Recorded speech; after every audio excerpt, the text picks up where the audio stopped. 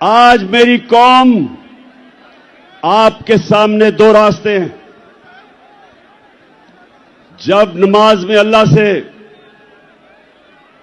ہم کہتے ہیں کہ اللہ، ایک ہی چیز مانگتے ہیں اللہ سے 5 وقت کی نماز میں کہ اللہ ان کے راستے پہ لگا جن کو تو نے نعمتیں بخشی، ان کے راستے پہ نہ لگا جو تباہی کے راستے پہ نکل گئے. پاکستانیوں، آپ بھی ادھر کھڑے ہیں. ایک طرف نعمتوں کا راستہ ہے، آپ کی عظمت کا راستہ ہے، دوسری طرف آپ کی تباہی کا راستہ ہے، غلامی کا راستہ ہے، ذلت کا راستہ ہے. مولانا رومی، اس نے بڑی ایک ایسی بات کی جو مجھے کبھی نہیں بھولی. اس نے کہا کہ جب اللہ نے تمہیں پر دیے اڑنے کے لیے، کیوں چونٹیوں کی طرح زمین پہ رینگ رہے ہو؟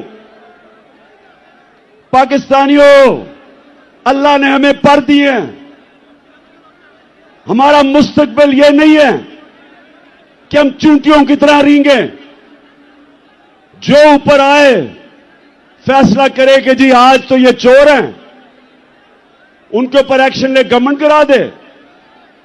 اگلے دن پھر بند کمروں میں فیصلہ ہو کہ نہیں جی میں اب این آر او دے دیا ان کو، یہ میں گنگا میں نہا کے پاک ہو گئے ہیں، اور پھر ان کو نکالے کہ جی چور ہیں، اور پھر ان کو این آر او دے دے.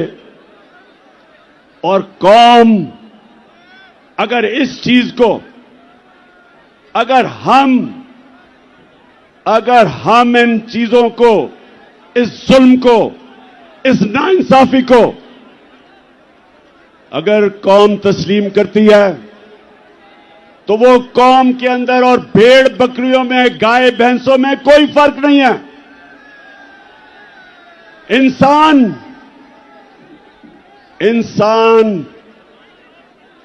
انصاف مانگتا ہے.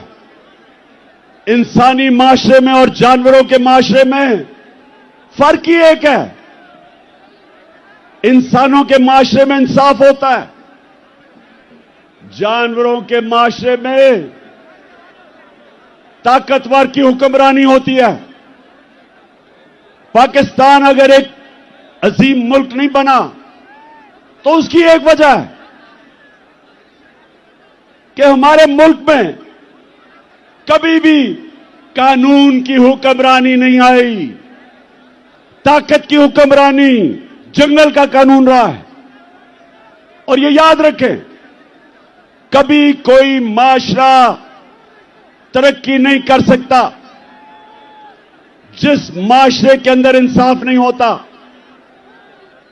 میرے نبی صلی اللہ علیہ وسلم نے مدینہ کی ریاست میں، اور یاد رکھیں اللہ کا حکم ہے کہ میرے حبیب کی سنت پہ، اس کی شریعت پہ، اس کے راستے پہ چلو. کیوں اللہ نے ہمیں حکم دیا ہے؟ ہماری بہتری کے لیے. جب علامہ اقبال، جب اس نے پاکستان کا تصور کیا تو علامہ اقبال نے سوچا تھا کہ ہم ایک معاشرہ کھڑا کریں گے مدینہ کے ریاست کے اصولوں کے اوپر.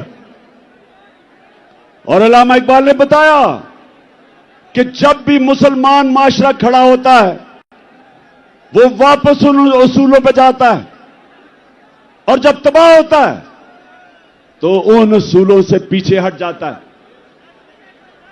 تو پاکستانیوں، جب انہوں نے مدینہ کی ریاست بنائی تو پہلی چیز عدل اور انصاف، قانون کی حکمرانی، اس کے اوپر اس معاشرے کی بنیاد رکھی.